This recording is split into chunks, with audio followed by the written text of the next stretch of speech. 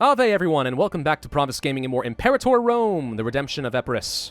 Boeotia managed to sneak behind my front line going through Macedonia, and has been sieging stuff down, and I need to go kill them.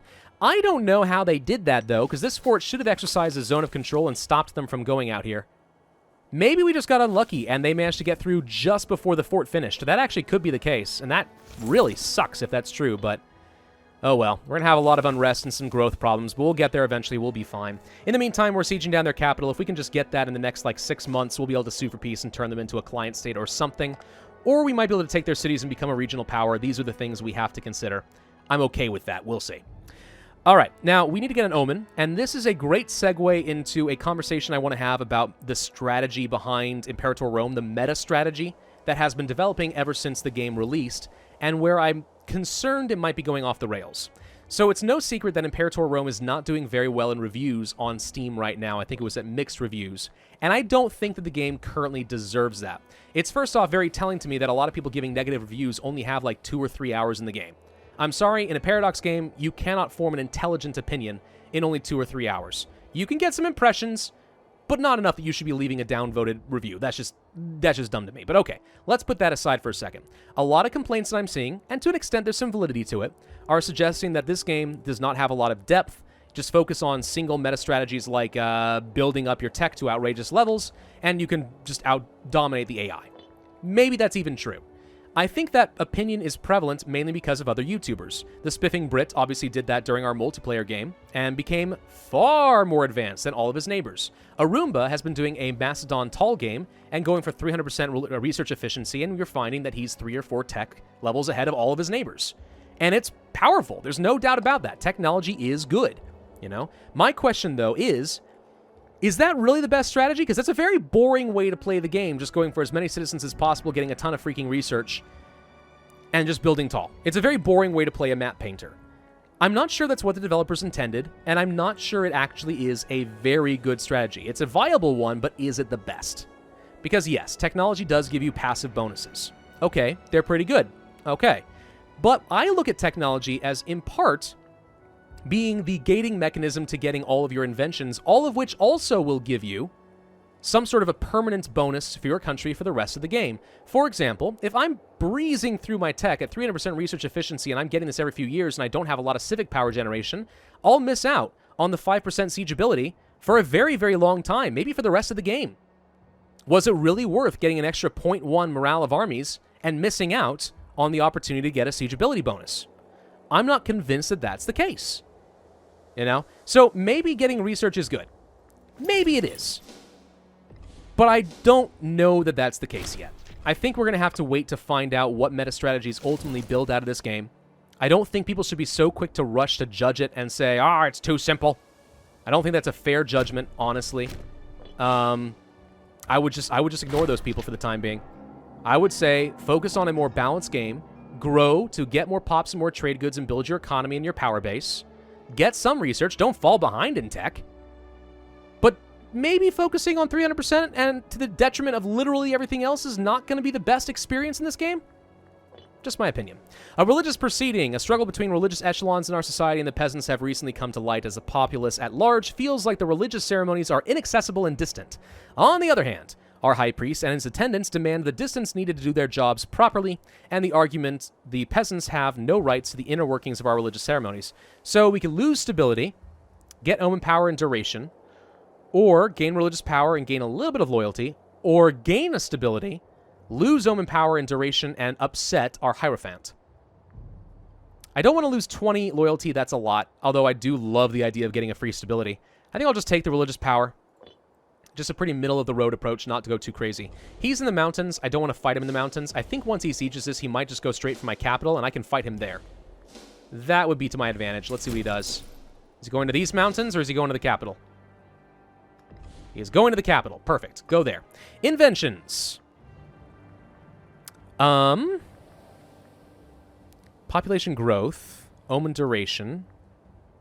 Aggressive expansion could be relevant. Tech investment. Capital route. You know, this could be really good for me. An import route. I like this idea. Let's go ahead and pick that up and see if we can get some other nationwide benefit for our country. So I'm going to go ahead and go for something I am going to go for the research points. I'm not getting research points because I necessarily think that we want to go down the super tech-focused strategy. I'm just saying because we're a little bit behind, I would like to get some more. So we're going to do this, but I'm not convinced it is the best strategy to go for 300%. But I think going for, say, 150 actually could be really good. We'll find out. We'll see what the meta strategy turns out to be in the future. Let's go ahead and start marching this direction now that he is locked. One meta strategy I would like to see happen is a comparison of going for all the population growth, right? So we just passed up on a 0.25% increase to population growth. Let's just do a little bit of math on this, and I just want to show you exactly how this works. So in our capital province, in Nicolopolis, we have an Epirot slave that is currently growing at 0.41% per month. It sounds very slow, and it is. We can do a quick comparison. Take 100 divided by 0.41. That tells us it's going to take 244 months to grow a pop. Divide that by 12 months. That's 20 years. 20 years in the game to grow a single pop. All right? However, if we took that 0.41% and added that to an extra 0.25 from the omen duration, that brings us up to 0.66. 100 divided by 0.66 is 152 months. Divide that by 12. We're looking at 12.6 years to grow a pop. So that just shaves off a full 7.5 years to grow a pop, right? That's pretty significant. Now, is that the best strategy? I don't know. Let's think about that for a second. Suppose that we had... Let's just throw some numbers out there. Let's suppose that we had a nation that was 200 cities large, and on average, it took 20 years, right, to grow a pop, okay? And that seems pretty achievable from what we've seen so far. That means in, let's say, 60 years, every province would have grown 3 more pops. That's a total of 600 extra population in 60 years, all right? Makes sense. Suppose then, though, that we focused on stacking up all of our population modifiers, and instead we were growing one every 15 years, only a 5-year difference. That means by the end of that 60 years, instead of 600 pops, we would have grown 800. That's a 200 pop difference. Is 200 pops more than your neighbor who did not follow a population strategy better than going for, let's say, a tech focus omen? I would say maybe. I think focusing on a lot of modifiers for population could be fantastically good. Think of population like your development, right? Freemen are like your military development, citizens are like your diplomatic development, and slaves are like your admin developments from EU4. Whoever has the most development often wins, more than anything else. Now, this game, of course, is not EU4, so it's going to play different. And by the way, you can see here our phalanx is actually working really well against the shock. I like that. So maybe it'll turn out that technology is better, but maybe it turns out that just going for straight-up population growth is the best strategy. I don't know yet. Nobody knows yet. It's too early on in the game, and that's a very slow way to develop. I'm not going to lie. Like, it's still slow and boring, kind of like focusing exclusively on tech. But it's an option. I think it's very important to focus on pop growth. So focusing on that might be something we do in the future. And the larger we are, the more cities we have, the potential more benefit we are going to get from going for the population growth instead.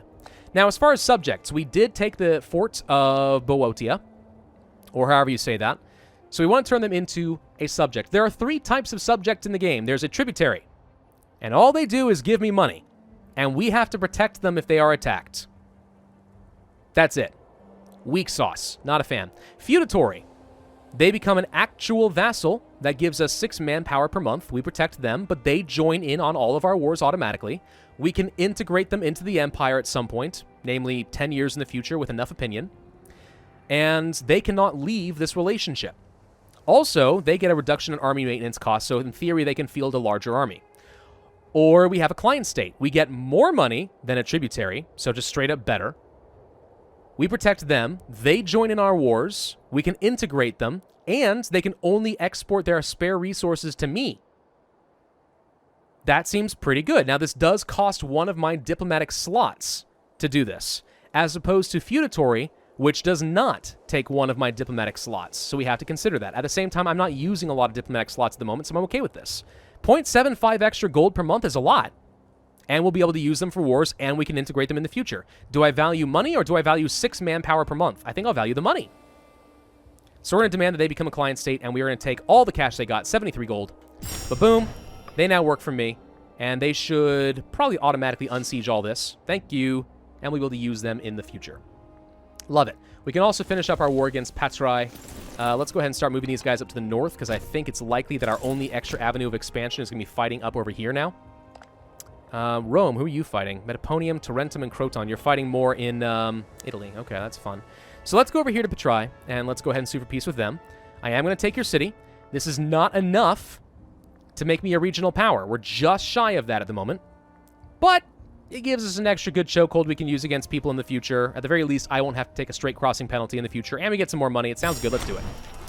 I'm going to go ahead and reduce our aggressive expansion a little bit because I don't want to upset all of our neighbors.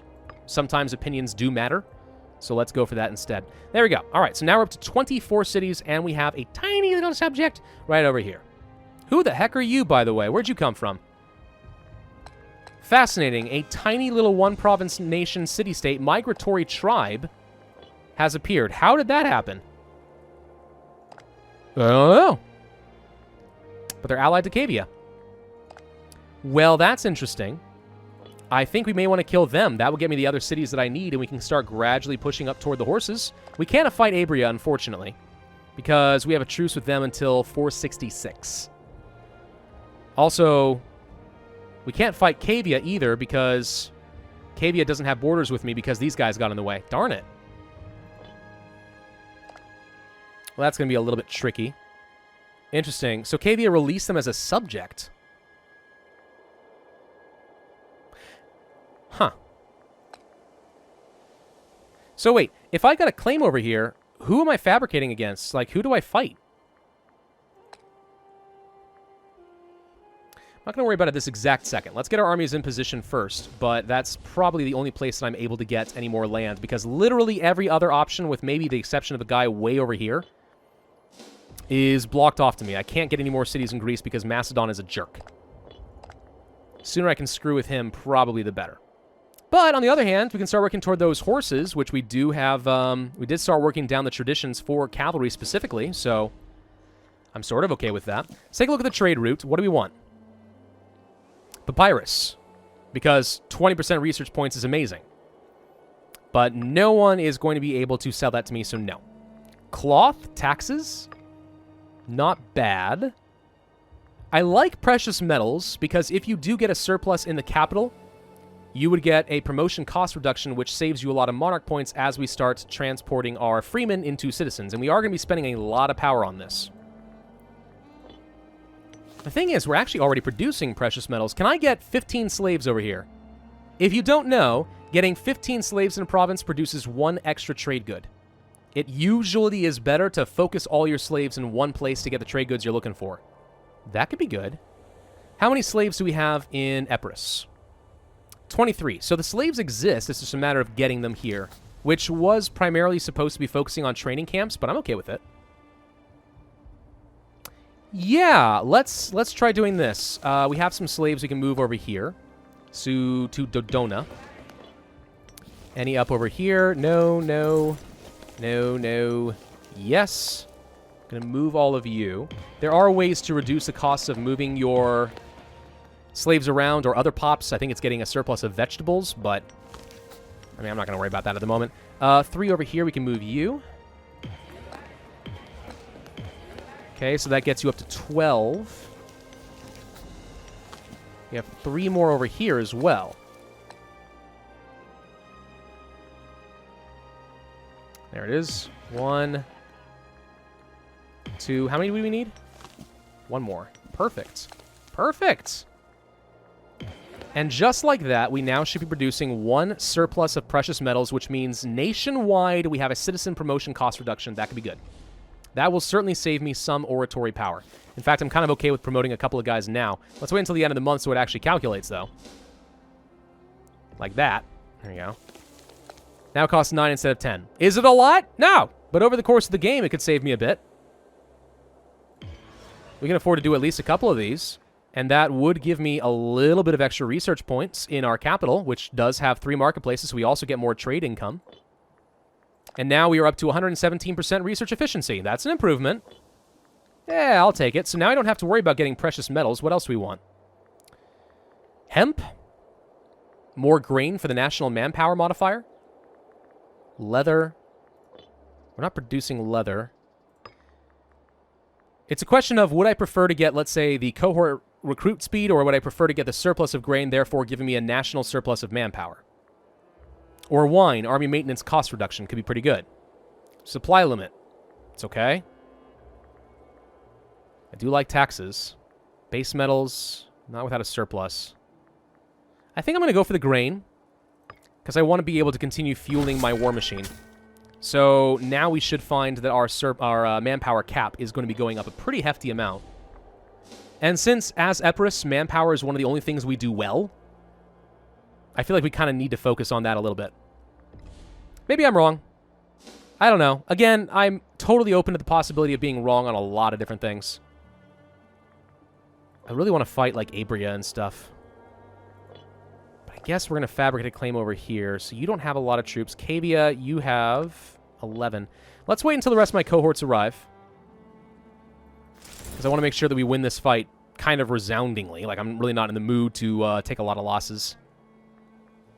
I'll actually select you guys and make sure you join up with Pyrrhus' army. An alliance offer with Ellis.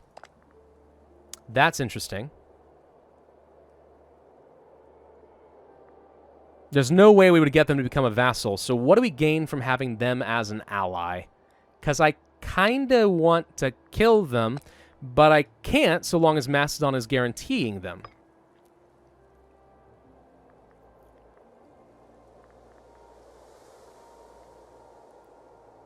I don't think I want an alliance with Ellis.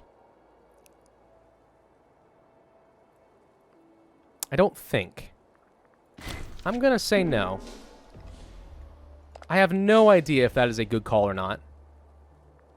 Having friends is probably better than not having friends, but at the same time, it's also not going to matter because we are about to get some cities and become a regional power. At which point, that would have become a guarantee anyway. So actually, yeah, now that I think about it, that's a perfectly fine decision. Okay, so let's go ahead and fabricate a claim on you. So the question is, do I declare war on you directly, or do I declare war on Cavia? And the reason that matters is I need to know, does this call in Abria as an ally? Which I'd be okay with, because then I can get all the way up here, and I'm just one province away from stealing some horses. I would like to get horses. Horses are strong. What's this? No defensive leagues. It's not going to matter the moment I take another city anyway. It's automatically going to go away. So, let's declare our war. Looks like it's only going to be Cavia, but Cavia becomes the... Okay, so this is how it works. So because Illyria Graeca, or Graeca, whatever, is a subject, Cavia becomes the war leader. And because Cavia becomes the war leader, they call in their allies, which includes Abria. Fascinating. All right, we're going to go ahead and declare that war, jump on them, try to shatter these troops before they become a problem. This is a level 1 fort, so some troops over here would be fine. Let's go ahead and bring them up as reinforcements. Did you just train more cohorts? You have extremely low morale. We might be able to just shatter you outright. Oh, there we go. They're all dead. No, wait. Nope, they were able to retreat. We managed to catch out only a few of them. Okay, so what level of fort is this right now? This is a level 1 fort. We can push over here. No, I can't. Never mind. We need to split the troops. Detach a siege. That is not how I want to detach a siege. Select, create new unit. Let's pull off all the archers. Can I pull off only half? Interesting. We can pull off everything that is not loyal to Pyrrhus. I just don't want to take this much attrition. It doesn't make sense. What's the supply limit here? Only 10. All right, back up. Let's not lose manpower for dumb reasons. Manpower is too precious of a resource to lose for no good reason. We should be able to get the war goal very rapidly. Did you get called in? Interestingly enough, no. They did not call these guys in. Maybe they will later, or maybe I'm misunderstanding how the Overlord thing works, and they were not able to do that. Sure, I'll give you the military access. I guess that's fine. You want to transport some olives. We have a surplus? We do actually have a spare surplus. All right, sure. An extra half gold per month seems good. I think I am going to go to my economy and reduce the maintenance on our forts and save some money. And our navies as well. Let's just make money right now because I should not really need either. If Abria joins, I'm going to want to have a navy, but until that happens, meh. Low naval maintenance. Yes, I'm aware. Cancer to military access. That's perfectly fine with me. Cancer to military access. Did you all finish your wars down here? Is that what happened? Yep, you did.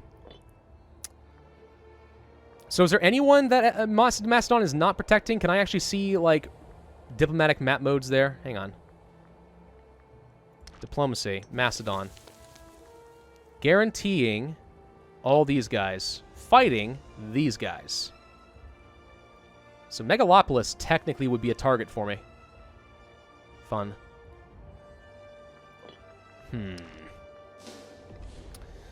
Yeah, Macedon is really abusing their whole proclaim guarantee thing. It's making things very difficult. Another baby? Good lord, I'm having many little chillins.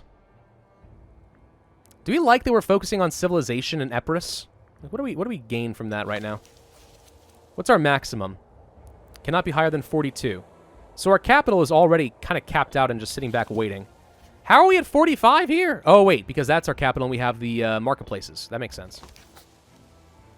We could build another training camp over here, by the way. Tiny bit of extra manpower for doing so. Is that better than getting, say, marketplaces over here where we actually have a good number of citizens? I think it's better to go ahead and get the marketplace. Let's build one there. Money, good. Happy citizens, good. Lots of research points, good. Probably. Debatably. I kind of poisoned the well on that front. Siege ability, I kind of like. I could also go for the culture happiness. Stack up the pop growth. Aggressive expansion. Tech investment for civics. Could be nice. I think I am going to do that. I mean, as much as I like siege ability, I'm not fighting a big power where I feel like siege races are very important right now. So we're not going to worry about it. I'm going to gain some popularity and not kill pops because I plan on taking the city. Let's go over here next. Supply limit here is actually 13. Perfect. Keep them up here as reinforcements. Let's go siege down Cavia because we're going to eat them too. Now, I could not take a city and not become a regional power. Whoop, hello. Okay, he's backing off. Let's just pay attention to this because he thinks he wants to fight. Marble and olives again. Are people just canceling trade routes? Is that what's going on? Sure seems that way. Sure, I will sell you this, and sure, I will sell you this. Money, money, money, money, money, money. Are you coming after me? Nope. That's right, you keep giving up. Keep giving up on that fight. Yeah, he can't decide. He has to commit all of his troops, and he won't do it. He only wants to commit, like, a small stack. I think he's just going to keep doing that and annoying me for a while. Please, by all means, come after me. I want to fight you. Sort of. So, if we took one city, we'd become a regional power.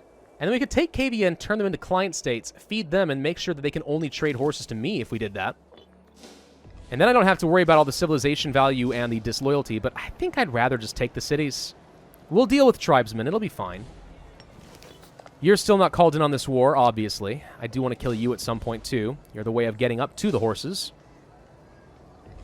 Alternatively, who are you? Dendaria? You're allied to a couple of people.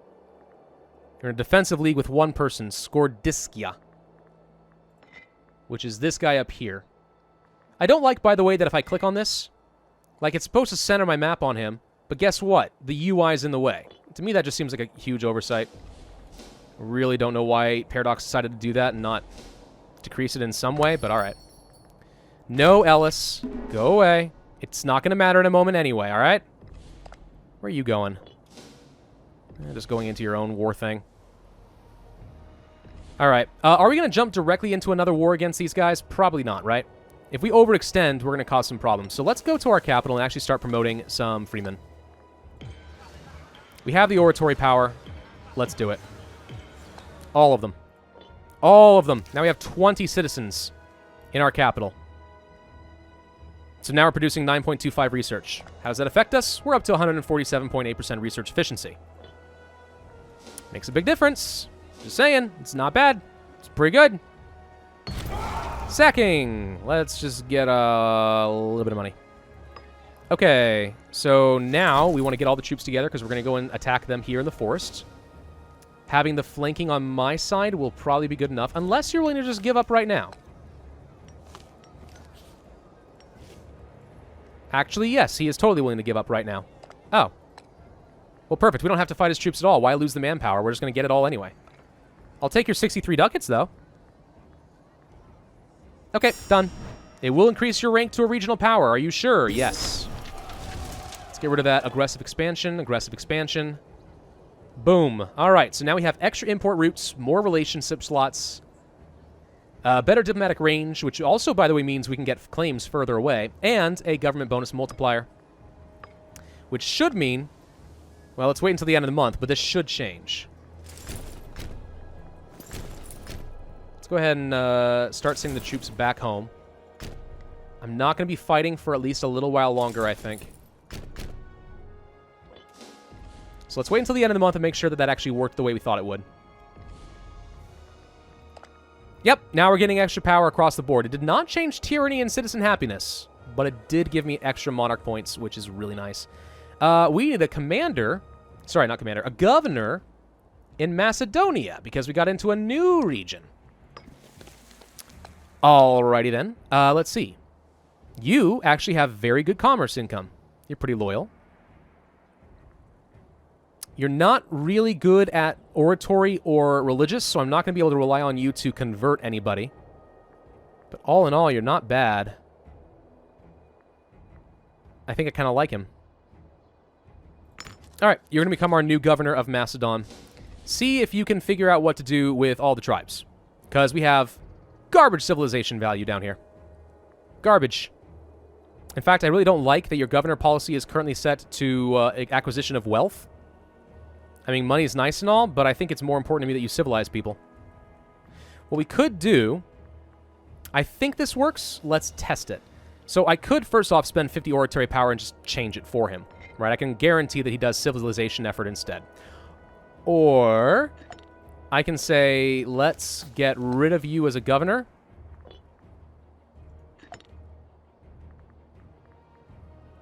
Demand support for air. That's not what I want to do. Wait. What about somebody that doesn't matter? Oh, wow. That's interesting. That's a lot of research points. That's a lot of commerce income. He's fantastic. He could be actually really amazing for our capital region, but okay. Let's switch you around, so he's now in charge. Now, what's going to happen, I believe, is... where'd he go? This guy is going to be unhappy with me. His loyalty will drop, probably. It didn't change. I thought that you lose loyalty if you change out, if you fire them, but apparently not. Okay, well, I just moved him back over, so no loyalty changes there, and now he's on the governor policy that I wanted, and it didn't even cost me oratory power. Is that dumb? Yeah, a little bit. Admittedly, that's a little bit dumb. Okay, we could get a surplus of honey, wood, marble, earthenware, or wine if we wanted to. Or I could get something totally new. I don't need cohort recruit speed, though I do like light infantry offense. Supply limit's not bad. Army maintenance costs would save a lot of money. Wood, better trireme discipline, not bad. Slave output.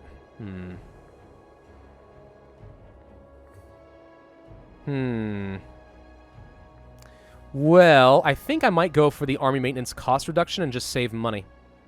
How much are we spending on that right now? Okay, well, I mean, okay, hang on. Admittedly, that's not a lot of money. 5% of 4.18 is 0.2 gold per month. It's not inconsequential. Is it good enough?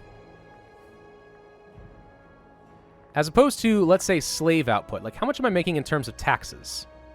5.02.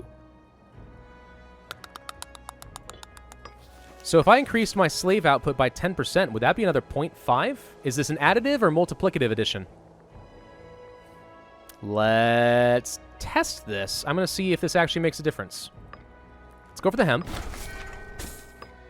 Okay. So that's now a thing. Let's wait until the end of the month. Okay. Well, it doesn't seem to have changed the taxes much at all, so I'm going to go with multiplicative of something. This appears to have been an absolutely pathetic mistake. Okay. Wait. Did the hemp not take into account? Where's the hemp? I assumed that would have shown up on income over there. Spread of ISIS. I guess I'm okay with... No. Bar ISIS. It's not worth it. Instead, we're going to go and we're going to sacrifice a pick and get a stability. Boom. Done. Thank you. Okay. Yeah, I would have thought that would have shown up here in the income. The benefits of hemp. Local slave output is money. Oh, there it is. Okay, hang on. Output efficiency of 160%. Ah, okay. So it does not improve your taxes by 10%. And in hindsight, that makes sense. Instead, it increases your output efficiency of 10%, which is obviously not as good. Well, I mean, okay. I guess it's not the worst thing in the world, but I kind of regret it. Olympic Games. So do we want to send this guy, who is a prominent son of somebody, or this guy?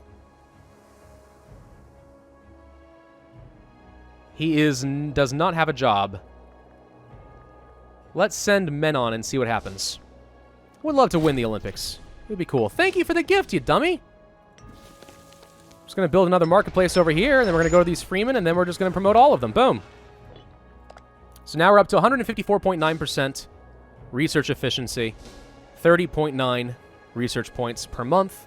Is it outstanding? No. Is it something? Yes. And we're actually about to get another research religious advance. This, by the way, is where I'm saying I'm concerned about getting too much tech.